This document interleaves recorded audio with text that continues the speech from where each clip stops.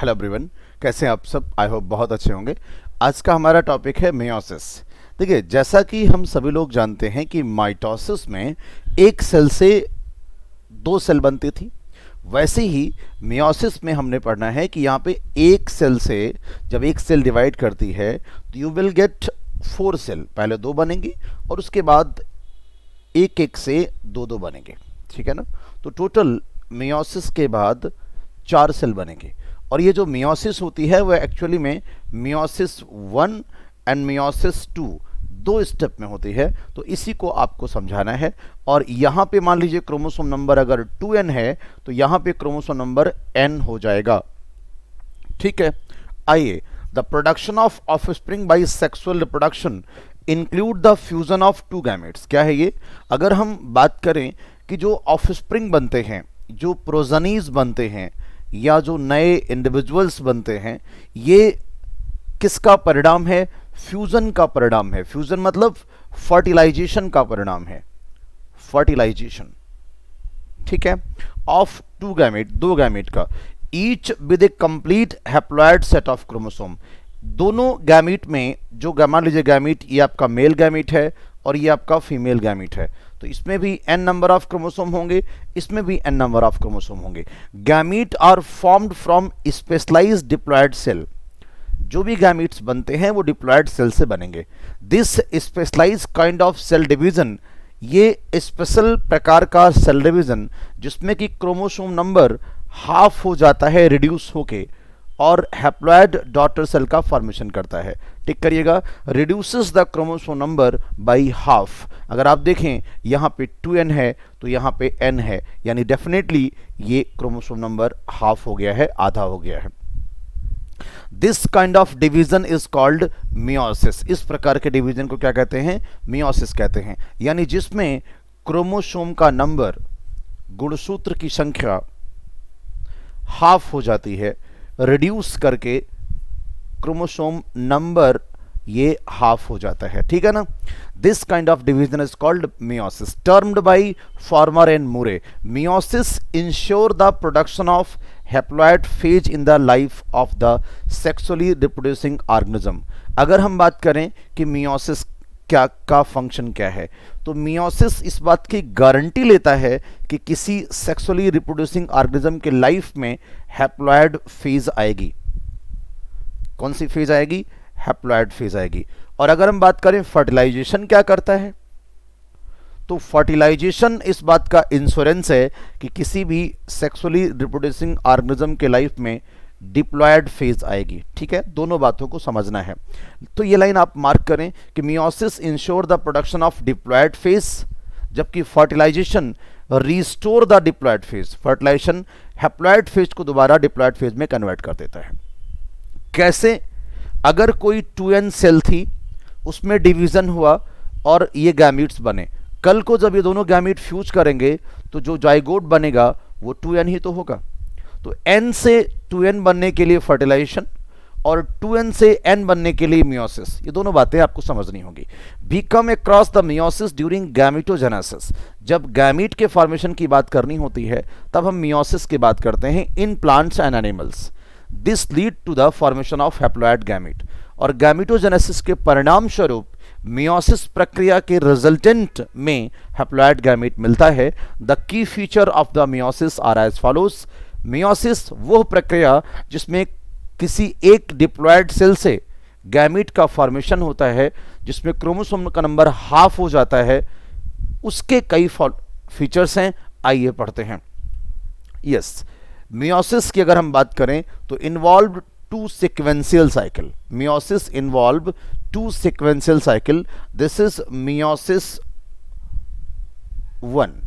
इसमें क्या होगा? मियोसिस 1 एंड अगेन मियोसिस 2, यानी मियोसिस 2। ध्यान रखें, मियोसिस में दो सीक्वेंशियल साइकिल होती है of nuclear and cell division, meiosis first and second, but only a single cycle of DNA replication, that is very important. Meiosis में 2 times,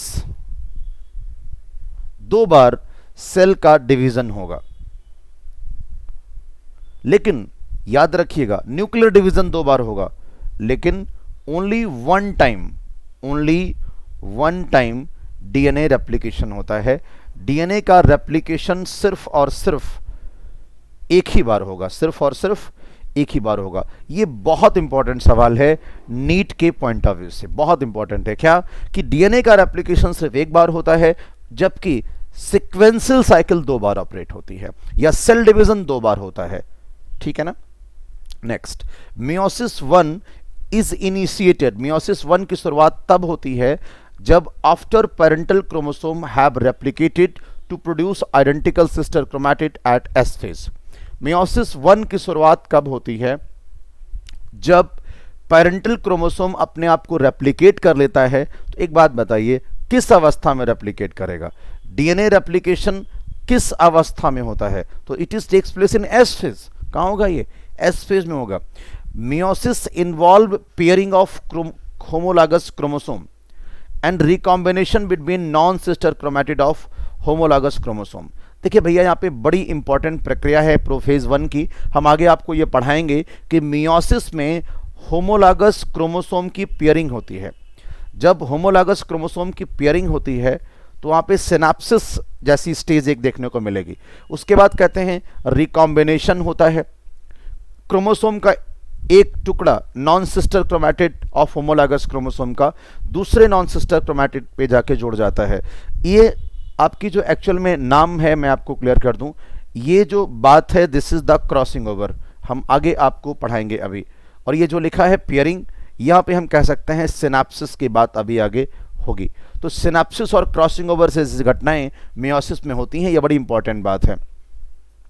4 haploid cells are formed at the end of meiosis second. जब meiosis second पूरा होगा तो उस समय एक cell से 4 cell बनेगी। याद रखिएगा, पहले 2 सेल बनेंगी और उसके बाद 2 से टोटल 4 सेल्स बनेंगी। ये आपका पूरा प्रोग्राम होगा। This is 2n and this is n। आगे देखें, मियोसिस 1 आपको जब मैंने माइटोसिस पढ़ाया था, माइटोसिस, तो माइटोसिस में मैंने आपसे कहा था कि 2 फेजेस होती हैं, एक कैरियोकाइनेसिस, और कैरियोकाइनेसिस में 4 फेजेस हमने आपको पढ़ाई थी। 1 is the prophase, second is the metaphase, third is the anaphase and fourth is the telophase, अगर आपको पूरी घटना याद हो तो। ठीक है ना।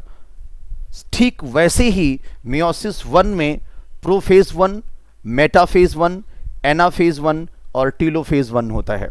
मियोसिस 2 में प्रोफेज 2, मेटाफेज 2, एनाफेज 2 और टीलोफेज 2।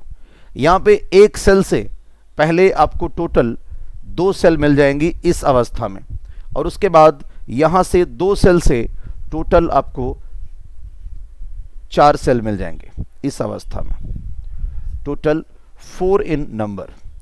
मैं मियोसिस सेकेंड के बारे में आपको बता दूं, सिमिलर टू माइटोसिस, ये बात यहीं सीख लेना, सिमिलर टू माइटोसिस, यानी जो कुछ पढ़ना है वो मियोसिस 1 में पढ़ना है। मियोसिस सेकेंड के लिए आप इसे ऐसे मान लें कि ये जैसे कि माइटोसिस हो रही है, सेम एज। क्यों?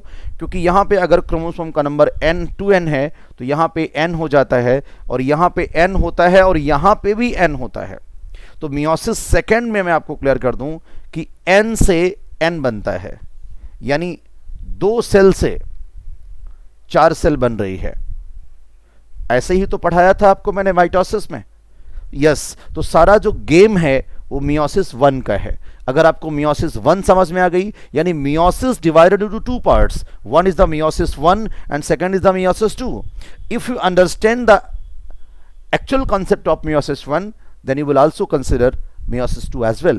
तो आइए first of all we will discuss meiosis 1। Prophase 1, देखिए सबसे, और मियोसिस 1 में सबसे इंपॉर्टेंट घटना है प्रोफेज 1। ठीक है ना। याद करिए, कभी मैंने प्रोफेज में आपको पढ़ाया था कि 2 घटनाएं माइटोसिस में होती थी, एक initiation of condensation of chromosome और दूसरा सेंट्रियोल का पोलवर्ड मूवमेंट। लेकिन आज नजारा कुछ और है सर। क्या? Prophase of first meiotic division is typically longer and more complex when compared to prophase of mitosis. अगर हम प्रोफेज ऑफ माइटोसिस से कंपेयर करें तो प्रोफेज 1 एक बड़ी प्रक्रिया है और एक जटिल प्रक्रिया है। It has been further divided, यानी कि sub divided. Again meiosis 1 is divided into four phases: prophase 1, metaphase 1, anaphase 1 and telophase 1। और प्रोफेज 1 खुद ही 5 स्टेज में डिवाइड है। प्रोफेज 1 कितने स्टेज में? 5 स्टेज में डिवाइड है। इसके नाम आपको याद होने चाहिए। और किस आधार पे? Based on the chromosomal behaviour. Chromosome कैसा व्यवहार करता है, यह सवाल बहुत पूछा गया है कि किस आधार पे 5 स्टेज में डिवाइडेड है। तो सबसे पहले लेप्टोटीन, कौन सी अवस्था है? लेप्टोटीन। दूसरा जाइगोटीन, तीसरा पैचिटीन, चौथा डिप्लोटीन और पांचवा डायाकाइनेसिस। ये 5 अवस्थाएं यहां पे पूरी हो जाती हैं sir. On the basis of chromosomal behaviour, गुणसूत्र का कैसा व्यवहार है, क्रोमोसोम का कैसा व्यवहार है, इस आधार पे इस फेज को 5 अवस्था में डिवाइड किया गया है। 1 is leptotene, second is zygotene, third is pachytene, fourth is diplotene and fifth is diakinesis. मैं आपसे एक बात यहां पे बहुत क्लियर कट बताना चाहता हूं कि जब हम ये पार्ट पढ़ रहे हैं उस समय आपको एक बात याद होनी चाहिए, क्या? कि इन 5 स्टेज में क्या होता है, यही आपको सीखना है। ठीक है ना? तो बस इसी को समझना है। आइए देखते हैं एक एक करके। तो during leptotene stage chromosome becomes gradually visible.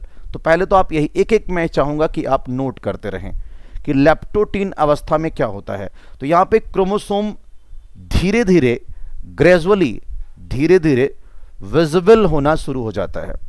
पहली बात, पहली स्टेज में आप मार्क करेंगे। दूसरा, और हम इसे लाइट माइक्रोस्कोप में देख सकते हैं, लाइट माइक्रोस्कोप में देख सकते हैं क्रोमोसोम। क्यों ऐसा हुआ?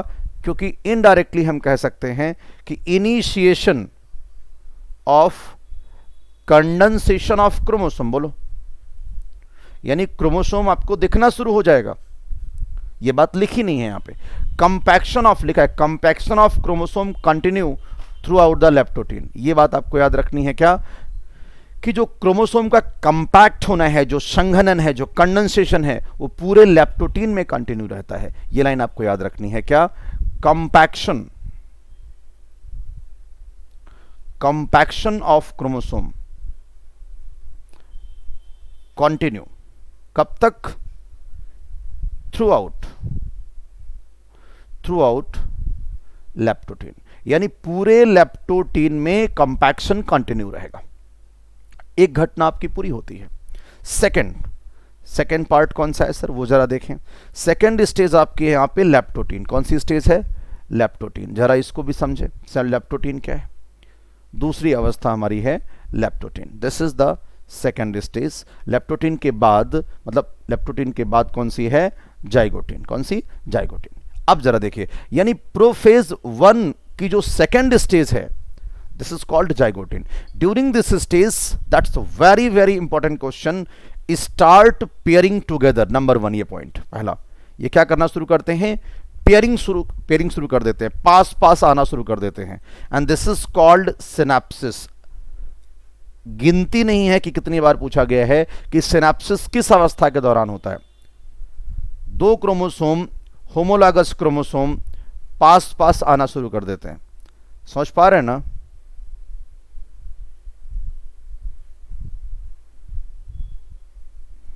दो होमोलॉगस क्रोमोसोम पास आना शुरू कर देते हैं। This is called pairing. Yes, अगर हम ध्यान से सुने, सच पेयर्ड क्रोमोसोम, मार्क कर लीजिएगा, सच पेयर्ड क्रोमोसोम, सच पेयर्ड क्रोमोसोम, जिन पेयर्ड क्रोमोसोम की आप बात करें, मैं दोबारा बोल रहा हूं कि जाइगोटीन में पेयरिंग स्टार्ट हो जाती है, ये पास आना शुरू कर जाते हैं। ये जो पेयरिंग हो रही है, इनको हम क्या बोलते हैं? Homologous chromosome. जो पास दोनों क्रोमोसोम आ रहे हैं, this is called homologous chromosome. अभी डायग्राम में आगे फिर से दिखा दूंगा बना के। Electron micrograph of this stage indicate the chromosome synapsis is accompanied by the formation of complex structure known as synaptonymal complex. यहाँ पे अगर आप देखें तो जब भी ये प्रक्रिया होगी, जब भी ये घटना होगी, तो यहाँ पे सिनेप्टोनिमल कॉम्प्लेक्स बन जाता है, या ऐसे मान लीजिए प्रोटीन का जो स्ट्रक्चर है, जो प्रोटीन कंटेंट है, वो इस दोनों को जोड़ देता है। The complex formed by the pair of synapsed is known as bivalent या टेट्राड। इसे क्या कहते हो आप? बाइवेलेंट कहते हो या टेट्राड कहते हो। That is very important. Tetrad में कितने क्रोमोसोम हैं? एक क्रोमोसोम ये है, एक क्रोमोसोम ये है। कितने सेंट्रोमियर हैं? 2 सेंट्रोमियर हैं। कितने क्रोमैटिड हैं? तो 2 क्रोमैटिड इधर हैं और 2 क्रोमैटिड इधर हैं। टोटल कितने हो गए? 4 क्रोमैटिड। यानी होमोलॉगस क्रोमोसोम की अगर बात करेंगे, या अगर हम बाइवेलेंट स्टेज की बात करेंगे, तो बाइवेलेंट स्टेज में 2 क्रोमोसोम होंगे। कितने? 2 क्रोमोसोम होंगे, 4 क्रोमैटिड होंगे और 2 सेंट्रोमियर होंगे। दूसरा सवाल, जब ये पास पास आना शुरू करते हैं, पेयरिंग करना शुरू करते हैं, दिस इज कॉल्ड सिनैप्सिस। किस अवस्था में? जाइगोटीन। दोनों होमोलॉगस क्रोमोसोम पास पास आके जुड़ जा रहे हैं, किसके मदद से? Synaptonemal complex. जो पेयरिंग के बाद स्ट्रक्चर बना, दिस इज कॉल्ड बाइवेलेंट या टेट्राड। क्लियर?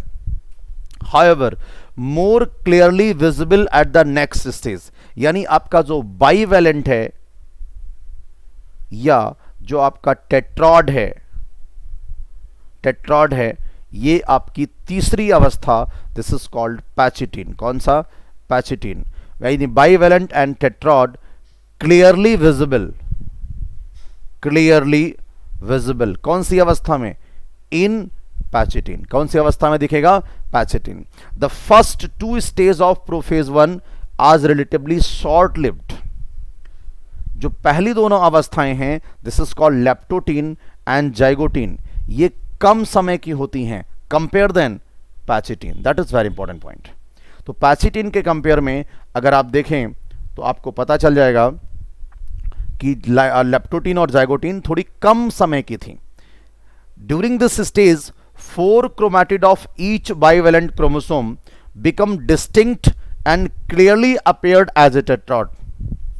ये पॉइंट मैंने आपसे कहा, साफ साफ लिखा है 4 chromatid of each bivalent chromosome. मैं बना के आपको दिखा देता हूं। ये देखिए, एक क्रोमैटिड आपका ये हो गया, दूसरा क्रोमैटिड आपका ये हो गया, ये आपके 2 क्रोमैटिड हो गए। दूसरा कलर बदलना जरूरी है यहां पे, जिससे कि बातें स्पष्ट हों। ये दूसरा क्रोमोसोम है और इस दूसरे क्रोमोसोम के ये दोनों क्रोमैटिड हैं। ठीक है, ये दोनों होमोलॉगस क्रोमोसोम हैं, शेप इन साइज में एक जैसे हैं। और एक बात देखिए, यहाँ पे तीसरा कलर ले रहे हैं जिससे कि आपको सिनेप्टोनिमल कॉम्प्लेक्स की बात समझ में आ जाए। तो ये पूरा स्ट्रक्चर हमारा क्या हुआ? बाइवेलेंट, या दूसरा नाम टेट्राड। क्या नाम है? टेट्राड। और एक बात, ये टेट्राड क्लियरली कब दिखा? पैचिटीन में। बना कब? जाइगोटीन में। सिनेप्सिस के दौरान बना था। ये जो ब्लू कलर दिखा रहे हैं, दिस इज सिनेप्टोनिमल कॉम्प्लेक्स। तो आपको 4 chromatid, 2 chromosome, 2 centromere, synaptonemal complex सब दिखना चाहिए। This stage is characterised by the appearance of recombination nodule. इसी किसी जगह पे आपको क्याज्मेटा का फॉर्मेशन दिखने को मिलेगा। देखिए, the site at which crossing over occurs between non sister chromatid of homologous chromosome is known as recombination nodule. कैसे बनेगा? अभी आपको बना के दिखाता हूं, ध्यान से सुनिए। It is quite easy. Side diagram में ये बात देखने को मिले। ये देखिए, ये जो पहली अवस्था है लेप्टोटीन, यहां पे आप देखिए थोड़ा थोड़ा कॉम्पैक्शन स्टार्ट हुआ है। Replicated chromosome condense entire leptotene में कंडेंसेशन होता है। ठीक है सर, जरा थोड़ी सी बात और कर लेते हैं, उसको भी जरा देखिए। दूसरा देखिए, सिनेप्सिस विगिन्स। जाइगोटीन अवस्था में ये क्या होते हैं? सिनेप्टोनिमल कॉम्प्लेक्स बनना शुरू हो जाते हैं। धीरे धीरे ये इनके बीच में आते चले जाएंगे और आपका जो सिनेप्सिस होता है, सवाल पूछा गया है कि सिनेप्सिस कब होगा, यहां से आपको ये बात दिखनी चाहिए। और सिनेप्टोनिमल कॉम्प्लेक्स क्या होता है? ये जो क्रोमोसोम नंबर मान लीजिए ये 1 है और ये क्रोमोसोम नंबर 2 है, दोनों क्रोमोसोम जो आपस में हैं, this is called homologous chromosome. एक ही शेप एंड साइज के हैं, इसलिए इनको होमोलॉगस क्रोमोसोम कहते हैं। ठीक है, और एक बात, ये जो दोनों आपस में क्रोमैटिड हैं, this is called sister chromatid. और ये एक रेड वाला और एक ब्लू वाला, this is called non sister chromatid. ये सारी बातें आपको क्लियर होनी चाहिए। अब जरा अगली स्टेज देखिए, pachytene. A bivalent has formed and crossing over has occurs. तो बाईवेलेंट जो फॉर्म हुआ है ये अच्छे से आपको यहां विजिबल हो जाएगा। अब जो पॉइंट मुझे आपको दिखाना था वो देखिए, जिस पॉइंट पे ध्यान दीजिए, ये जो पॉइंट है यहीं पे रिकॉम्बिनेशन नोड्यूल का फॉर्मेशन होगा, रिकॉम्बिनेशन नोड्यूल का फॉर्मेशन होगा, जहां पे ये जो non sister chromatid of homologous chromosome है, नॉन सिस्टर मतलब ब्लू वाले का थोड़ा सा पार्ट रेड वाले के थोड़े से पार्ट से बदल जाएगा। This is due to crossing over. अगर आप देखें तो ये वाला डिप्लोटिन स्टेज में भी हम गए नहीं है, फिर भी आपको ये बात तो दिख रही होगी कि ये ब्लू वाले का थोड़ा सा पार्ट रेड वाले से एक्सचेंज हो गया है। It is due to crossing over. तो यही बात आपको दिखानी थी। देखिएगा कि this stage characterise by the appearance of recombination nodule. किसकी वजह से करेक्टराइज है? Appearance of recombination nodule. ये वो जगह है जहां पे क्रॉसिंग ओवर होता है। याद कर लीजिएगा किसके बीच में, अभी दिखा के आया एक ब्लू और एक रेड, यानी नॉन सिस्टर क्रोमैटिड, लेकिन किसके? Homologous chromosome. ये सवाल गिनती नहीं है कितनी बार एग्जाम में पूछा गया है। क्रॉसिंग ओवर किसके बीच में होता है? तो non sister chromatid of homologous chromosome. बिल्कुल घोल के पी जाइएगा, non sister chromatid NS of homologous chromosome. ठीक है, क्रॉसिंग ओवर ये क्या है, इसको मार्क करिए। Exchange of genetic material between two homologous chromosome. इसको बहुत अच्छे से मार्क करना, एग्जाम में सीधे आएगा। क्या क्रॉसिंग ओवर क्या है? Exchange of genetic material between two homologous chromosome. और अच्छा कोई पूछे तो exchange of genetic material between two homologous chromosome of non sister chromatid. Crossing over is also enzyme mediated process and the enzyme involve is called recombinase. तो crossing over में यानी कि पैचिटिन stage में एक एंजाइम काम करता है जिसे रिकॉम्बिनेज एंजाइम कहते हैं। Crossing over leads to the recombination of genetic material on the two chromosome. Crossing over में क्रोमोसोम्स में थोड़ा सा बदलाव हो जाता है।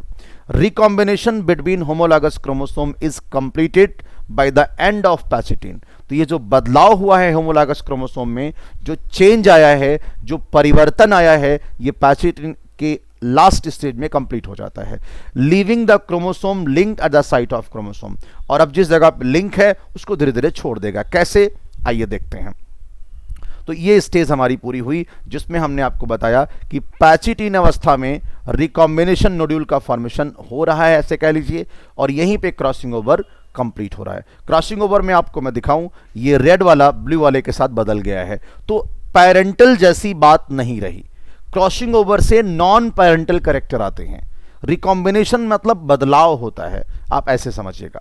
Next is the beginning of diplotene is recognized by the dissolution of synaptonimal complex। मतलब क्या हुआ, जो क्रोमोसोम पास पास जुड़े हुए हैं वो अब ये जो सिनेप्टोनिमल कॉम्प्लेक्स है ना, ये धीरे धीरे डिग्री यानी कि सिनेप्टोनिमल कॉम्प्लेक्स का मतलब क्या है, ये धीरे धीरे डिसइंटीग्रेट हो जाएंगे, धीरे धीरे खत्म हो जाएंगे, धीरे धीरे फिनिश हो जाएंगे। और जब ये खत्म होंगे तो यही डिप्लोटीन की शुरुआत होती है। दिखाता हूं आपको। तो डिप्लोटीन क्या है? Dissolution of synaptonemal complex, synaptonemal complex का खत्म होना। इससे क्या होगा? Tendency of recombined homologous chromosome of the bivalent to separate from the each other except the site of chromosome. Crossover. एक बात बताऊं, दोनों क्रोमोसोम यानी यहां पे टू होमोलॉगस क्रोमोसोम जो हैं ये दोनों सेपरेट हो जाते हैं जब डिसोल्यूशन हो जाता है। क्या हो जाते हैं? सेपरेट हो जाते हैं। लेकिन किस जगह पे? एक्सेप्ट, किस जगह पे? एक्सेप्ट द साइट ऑफ, एक जगह छोड़ के। कौन सी जगह? जल्दी बताइए। Except the site of, answer please बताइए, कौन सी जगह छोड़ के? क्रॉस ओवर, जहां पे क्रॉसिंग ओवर हुआ है उस जगह को छोड़ के बाकी जगह पे सेपरेट हो जाते हैं। These x shape structure are called chiasmata. क्या बोलते हैं? क्याज्मेटा।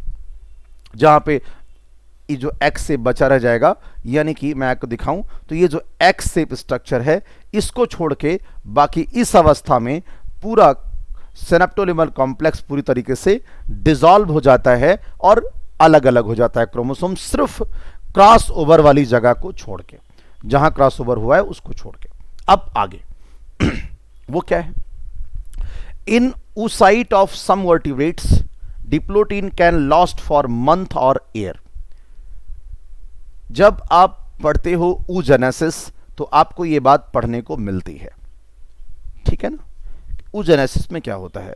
तो oocytes ऑफ, यानी जब oogenesis होगी उसमें एक अवस्था आएगी जिसमें डिप्लोटीन अवस्था पे ये स्टेज काफी दिन तक रुकी रहती है, कई सालों तक, और जब दोबारा मेंस्ट्रुअल साइकिल स्टार्ट होती है तो फिर आगे प्रोग्रेस कंटिन्यू होती है, ठीक है ना?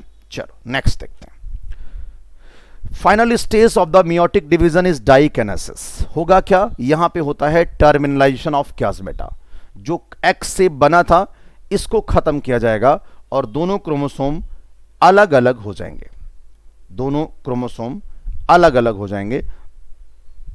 बस थोड़ा सा जो टुकड़ा है वो बदल जाएगा दोनों के साथ, ठीक है? अभी मैं आपको करके दिखा देता हूं। दोनों टुकड़ा बदल जाएगा। जैसे मान लीजिए इतना पार्ट बदल गया इसका, किसके पार्ट से? इसके पार्ट से बदल गया, ठीक है ना? इस तरीके का। तो ये हो गया यहां पे रिकॉम्बिनेशन। क्या हो गया? रिकॉम्बिनेशन। प्रोफेज 1 में सिर्फ रिकॉम्बिनेशन हुआ है सर एक्चुअली में। During the phase of chromosome fully condensed and meiotic spindle is assembled to prepare the homologous chromosome for separation. By the end of dikinesis, the nucleolus disappear. Mark करिएगा इसको। डाइकिनेसिस के अंत में nucleolus disappear हो जाएगा और nuclear envelope पूरी तरीके से टूट जाएगा। Diakinesis represent the transition to the metaphase. तो फिर से बात कर दूं, लास्ट में टर्मिनलाइजेशन, ये इसका मतलब क्या हुआ? ये देखिए, ये जो आपका पॉइंट है ये अलग हो जाएगा। इसी को बोलते हैं जिपर लाइक मैनर में। मान लीजिए आप चेन खोलते हैं अपनी, तो बिल्कुल ओपन कर देंगे इस तरीके से, तो यस, इसी को बोलते हैं टर्मिनलाइजेशन। तो टर्मिनलाइजेशन से दोनों क्रोमोसोम सेपरेट हो जाते हैं हर जगह से, और फिर क्रोमोसोम फुल्ली कंडेंस हो जाता है। इस डाइकिनेसिस स्टेज में क्रोमोसोम फुल्ली कंडेंस हो जाता है। मियोटिक स्पिंडल पूरी तरीके से प्रिपेयर हो जाते हैं जिससे कि होमोलॉगस को वो सेपरेट कर पाए। यानी हमें पता है कि अब इसके बाद मेटाफेज आने जा रहा है, और मेटाफेज में हमें मियोटिक स्पिंडल चाहिए, हमें फुल्ली प्रिपेयर्ड क्रोमोसोम चाहिए, न्यूक्लियर एनवेलप यानी सारे के सारे न्यूक्लियोलस, न्यूक्लियर एनवेलप, ये सब हमें गायब चाहिए। यानी डाइकिनेसिस में वो सब कुछ हो जाता है जो प्रोफेज, माइटोसिस के प्रोफेज के लास्ट अवस्था में होता था, वो डाइकिनेसिस में मिलेगा, ठीक है? तो diakinesis represents transition to the metaphase. Diakinesis क्या रिप्रेजेंट कर रहा है? मेटाफेज में ट्रांजिशन को। तो इस प्रकार से आपके क्रोमोसोम में थोड़ा सा बदलाव आ गया। Now metaphase 1, the bivalent chromosome align on the equatorial plate, microtubules from the opposite pole of spindle attached to the kinetochore of homologous chromosome. अब ये बात आप समझते हैं कि क्रोमोसोम से कैसे काइनेटोकोर आके जुड़ता है। तो अगर आप नहीं समझते हैं तो ये देखिए, वैसे आपको ये आना चाहिए, अब आना चाहिए। This is the kinetochore. तो बस ये ऊपर की तरफ जुड़ जाएगा इसके साथ है।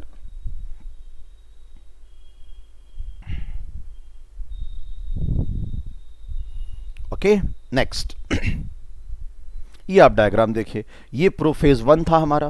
प्रोफेज 1 में आप देखिए थोड़ा सा बदलाव भी हुआ होगा।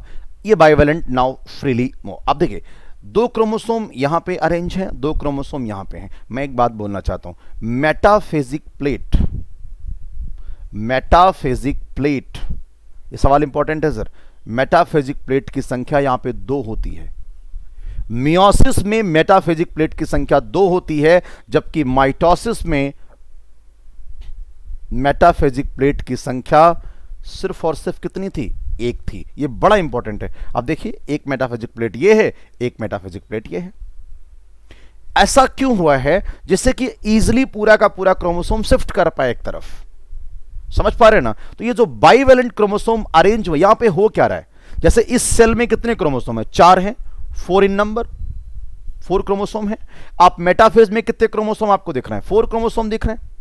अगली जो अवस्था, अब पहले तो बात कर ले मेटाफेज 1 की। मेटाफेज 1 में मैंने पहले भी कहा था कि मेटाफेज में क्या होता है, क्रोमोसोम जो आपके हैं वो कहां आ जाते हैं, इक्वेटर पे आ जाते हैं। यही बात तो पढ़ाई थी। Fully condensed chromosome comes on equator, और अगले में एनाफेज में तुरंत सेंट्रोमियर का स्प्लिटिंग हो जाना चाहिए। देखते हैं एनाफेज 1, मेटाफेज 1 पूरा हुआ। मेटाफेज 1 में सिर्फ इतना कहा, बाइवेलेंट क्रोमोसोम आपका कहां अरेंज हुआ है, इक्वेटोरियल प्लेट पे, और अब होमोलॉगस क्रोमोसोम को सेपरेट होना है। ठीक है ना? तो microtubule from the opposite pole of the spindle attach to the kinetochore of homologous chromosome. नहीं समझ में आ रहा है तो डायग्राम से देखिए। ये आपका पूरा एस्टर है, और इस एस्टर से स्पिंडल फाइबर की मदद से आपकी ये होमोलॉगस क्रोमोसोम्स दिख रहे हैं।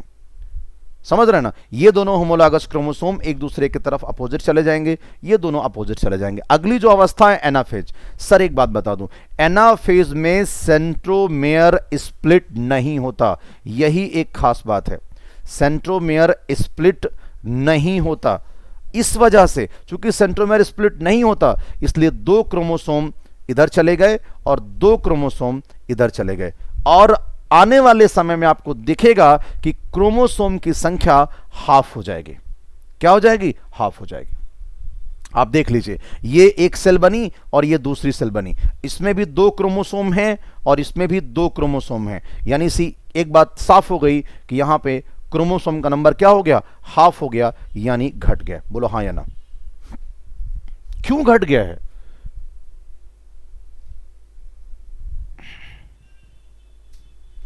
क्यों घट गया है ये बताइए।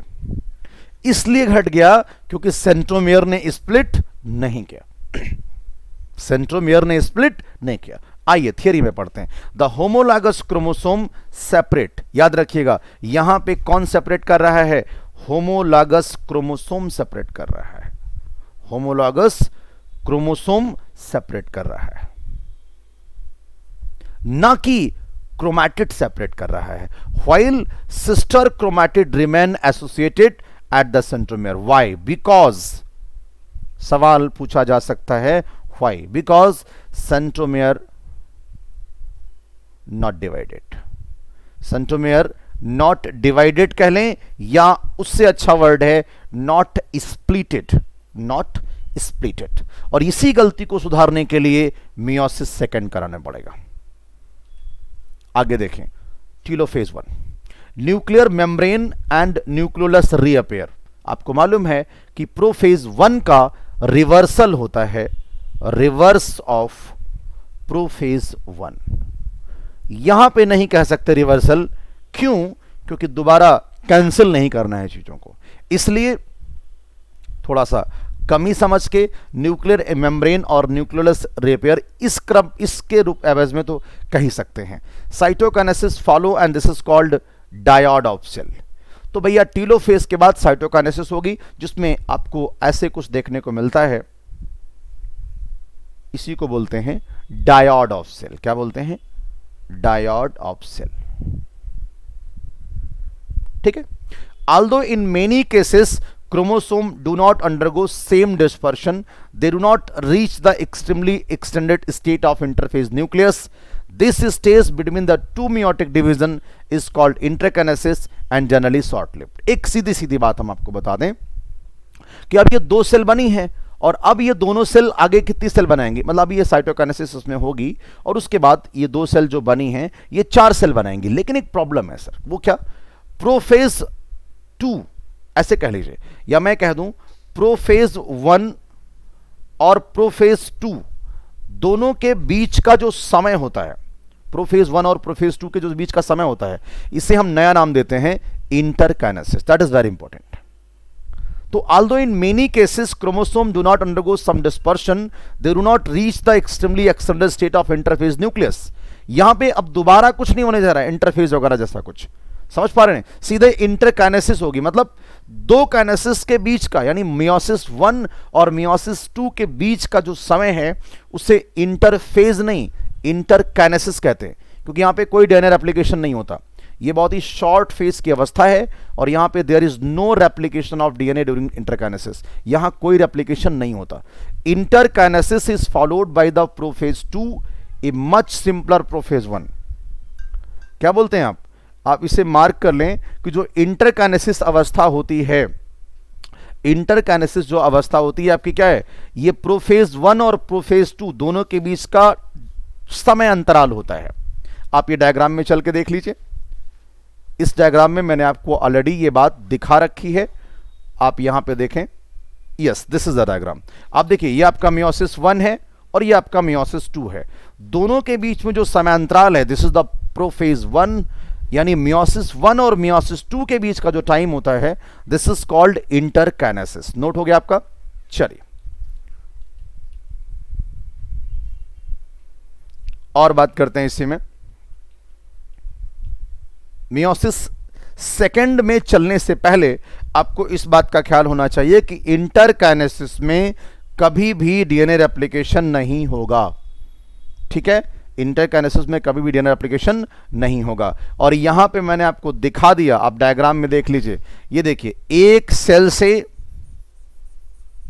कितनी सेल बनी, 2 सेल मियोसिस 1 में, और दोनों जो सेल बनी हैं इसमें क्रोमोसोम का नंबर क्या हो गया है, हाफ हो गया है। ये बात बिल्कुल स्पष्ट समझ में आ जानी चाहिए, क्रोमोसोम नंबर क्या हो गया सर, हाफ हो गया, ठीक है ना। अब आइए मियोसिस सेकंड। मियोसिस सेकंड ये सर मैं आपको क्लियर कर दूं कि it is similar to mitosis. किसके सिमिलर होती है, similar to mitosis.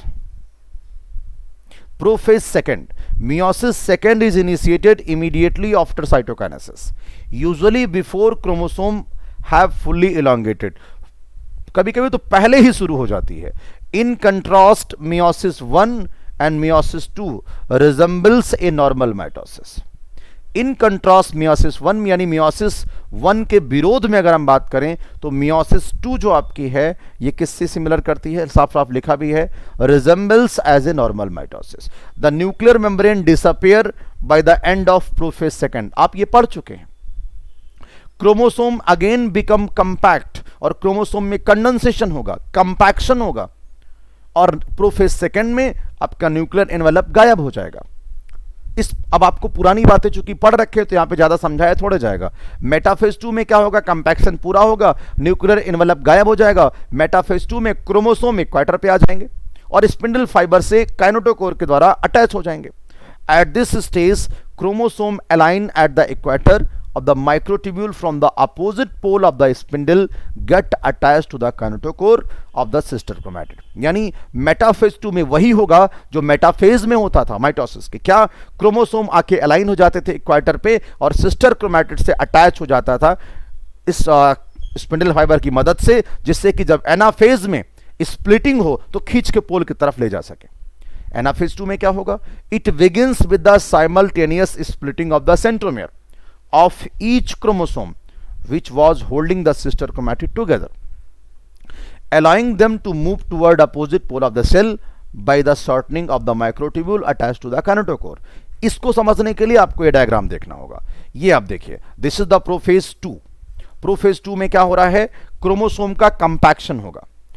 Prophase metaphase 2 में आप देखिए क्रोमोसोम आपका कहां गया, इक्वेटर पे, और यहां पे भी आपको यह बात दिखनी चाहिए कि यहां पे एक ही मेटाफेजिक प्लेट है, एक ही मेटाफेजिक प्लेट है सर, देख लीजिए। और मेटाफेज 1 में 2 मेटाफेजिक प्लेट थी, यानी क्रोमोसोम यहां पे कहां गया, इक्वेटर पे आ गया।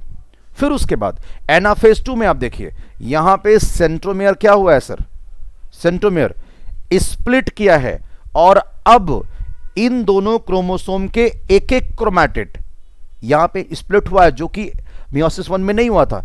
एक एक क्रोमैटिड स्प्लिट होकर के नीचे की तरफ जाएंगे, और यहां पे भी कितना क्रोमोसोम, 2 क्रोमोसोम, और यहां पे भी अब जब साइटोकाइनेसिस पूरी होगी तो एक ये सेल बनेगी और एक ये सेल बनेगी, और इस प्रकार से 1 2 3 4 सेल बनेंगी, क्रोमोसोम नंबर 2। और शुरुआत में कितना था, 4, तो भैया टीलोफेज में भी आपको 2 क्रोमोसोम मिलेंगे, प्रोफेज 2 में भी आपके पास 2 क्रोमोसोम थे। यानी हम कह सकते हैं ये वही प्रक्रिया है जो माइटोसिस यानी meiosis second is similar to mitosis, इसलिए यहां बहुत परेशान होने की जरूरत ना है। telophase second, meiosis and it with the telophase second, in which two groups of chromosome once again get enclosed by nuclear envelope. Cytokinesis follow, resulting in the formation of tetrad. This is 4 haploid daughter cell. तो चूंकि आपने mitosis पढ़ रखा है, इसलिए इस बात को बहुत ज़्यादा समझने में असुविधा आपको नहीं होगी।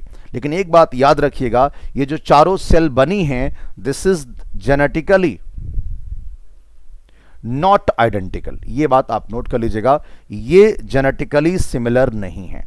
नोट कर लीजिए, जेनेटिकली नॉट आइडेंटिकल। एक बात तो है, और यहां पे एक एक क्रोमैटिड आ रहा है, ये भी याद रखिएगा। पीछे मैंने कई बार बताया, इसलिए आदत है बार बार बोलने की। देन सिग्निफिकेंस ऑफ मियोसिस, यानी मियोसिस का महत्व क्या है, इसकी इंपॉर्टेंस क्या है। तो meiosis is the mechanism by which conservation of specific chromosome number of each species is achieved across generation in sexually reproducing organism, even though the process per se paradoxically results in the reduction of chromosome number by half। ऐसा क्यों होता है? देखिए, अगर meiosis ना होती, जैसे आपको मालूम है कि ये गैमीट है, मेल गैमीट, और ये भी गैमीट है, दिस इज फीमेल गैमीट, और ये भी मालूम है कि इन दोनों फ्यूज करके जाइगोट बनाएंगे। अब अगर हमें मालूम है कि जाइगोट की प्लॉइडी हमें, क्योंकि जाइगोट ही कल को क्या बनाएगा, न्यू इंडिविजुअल बनाएगा। क्या बनाएगा? न्यू इंडिविजुअल बनाएगा। और इसकी प्लॉइडी, जैसे मान लो ह्यूमन हो, तो इसकी प्लॉइडी क्या होती है, 2n। और जब तक दोनों गैमीट फ्यूज नहीं करेंगे तब तक जाइगोट बनेगा नहीं, दोनों के कैरेक्टर आएंगे नहीं।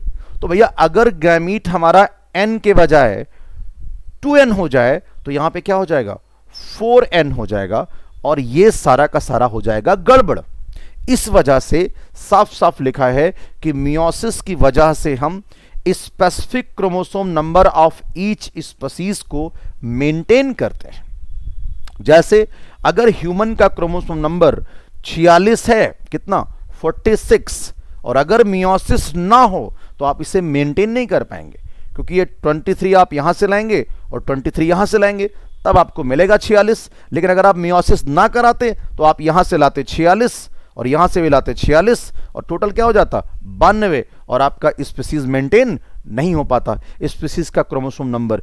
इसलिए मियोसिस का बहुत बड़ा रोल है। यानी अगर मैं सीधी सीधी बात करूं कि किसी स्पीसीज के क्रोमोसोम नंबर को मेंटेन करने के लिए कौन जिम्मेदार है, तो यस, आंसर इज मियोसिस जिम्मेदार है।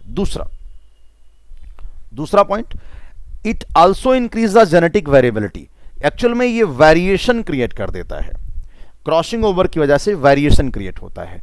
वेरिएशन की वजह से क्या होता है, आने वाली जनरेशन में इंफॉर्मेशन जाती है, नई इंफॉर्मेशन जाती है। वेरिएशन क्यों जरूरी है, विभिन्नताएं क्यों जरूरी हैं, क्योंकि variation are the very important for the process of evolution. क्योंकि इवोल्यूशन के लिए क्या जरूरी है, वेरिएशन। तो वेरिएशन भी मिल जाता है मियोसिस से। इस प्रकार से मियोसिस एक बहुत ही बड़ा और बहुत ही सिग्निफिकेंट रोल प्ले करता है। कहां से मिलता है, ये क्रॉसिंग ओवर से मिलता है। तो it's all about for your significance of meiosis and mitosis as well. So this is the cell cycle and cell division. Thank you.